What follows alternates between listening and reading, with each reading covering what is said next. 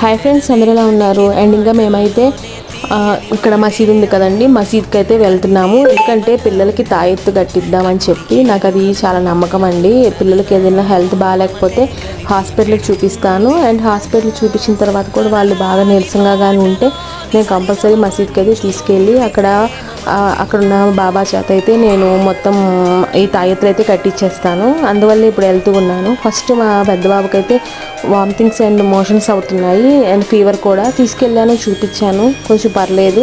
కానీ ఇప్పుడు చిన్న బాబుకి అయితే చాలా నీరసం అయిపోయాడు.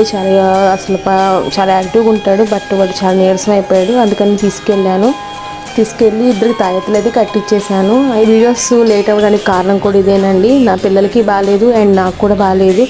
అందువల్ల వీడియోస్ కూడా నేను ఇంకా ఏం పెట్టలేదు కదా, చాలా లేట్ అయింది.